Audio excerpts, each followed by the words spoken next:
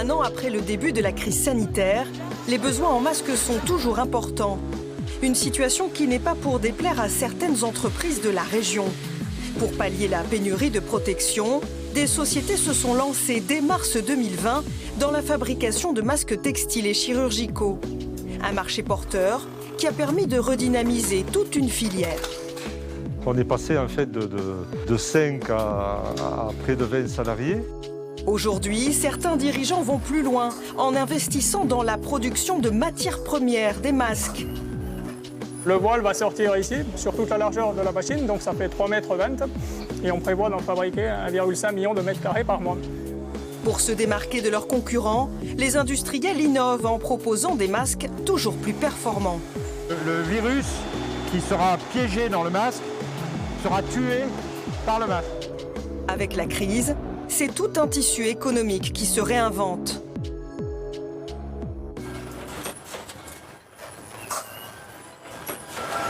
Sur ces chaînes de production, 42 000 masques sortent toutes les heures. Nous sommes dans la banlieue toulousaine, chez AHG Médical, une société créée il y a moins d'1 an. Le responsable du site, ingénieur dans l'aéronautique il y a encore 6 mois, se charge de la visite. Le masque est constitué de 3 couches. Les 2 couches extérieures ne sont là que pour la protection mécanique. C'est ce qui forme le masque. Le cœur du masque, c'est la filtration. Donc toutes ces matières sont empilées et on vient les souder par ultrasons pour en fabriquer le masque. On a 40 machines qui nous permettent de produire 30 millions de masques par mois. La société a investi 7 millions d'euros dans ces machines achetées en Chine dès le mois d'avril 2020. Stéphane Auriol, l'un des 4 co-dirigeants de la société familiale, a de grandes ambitions et compte bien peser lourd dans le marché des masques chirurgicaux. Pour le chef d'entreprise, la prise de risque est clairement calculée. Dans la vie, il y a 2 façons de voir les choses. Quand on arrive en pleine crise, soit on fait le dos rond et on attend. Nous, on a décidé de ne pas faire ça. On a essayé de se lancer sur un nouveau marché. On a bien analysé effectivement le risque parce que c'est important. Et on a estimé qu'on pouvait partir là-dedans.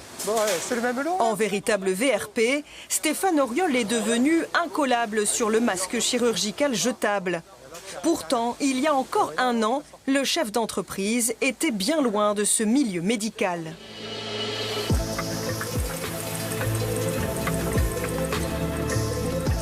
Avec ses 3 frères et sœurs, l'homme est à la tête des ateliers de Haute-Garonne, une entreprise centenaire, leader mondial du rivet dans l'aéronautique.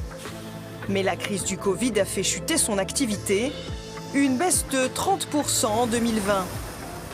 Pour y faire face, les dirigeants ont donc joué la carte de la diversification, passant des rivets aux masques à un grand écart qui ne leur a pas fait peur.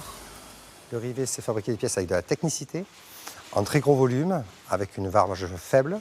Et le masque, après Covid, c'est exactement ça. C'est de la technicité, très gros volume, et avec une petite marge.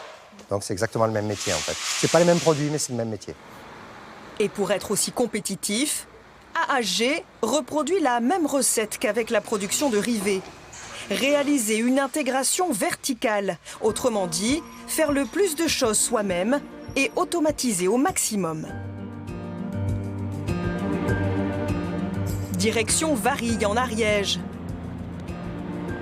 Dans ce bâtiment de 10 000 m², le sous-traitant aéronautique va fabriquer le Meltblown, le tissu filtrant des masques. L'entreprise fait partie des 11 lauréats français retenus pour produire la matière première sur le territoire national.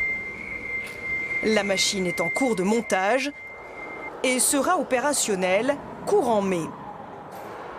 Le fonctionnement, c'est que nous avons des granulés de polypropylène qui seront stockés en bas et qui vont être aspirés par ces 3 tubes. Le malaxeur va augmenter la température de la matière de manière à la faire fondre. Ce qui était des granulés en plastique, ça va se retrouver quasiment aussi liquide que de l'eau. Ça va créer ce qu'on appelle un voile, le Meltblown. Le voile va sortir ici, sur toute la largeur de la machine, donc ça fait 3,20 m. Et on prévoit d'en fabriquer 1,5 million de mètres carrés par mois. La société a injecté 12 millions d'euros dans le projet, dont 2 financés par la région. Cette nouvelle activité pourrait peser 20 millions d'euros dès la première année.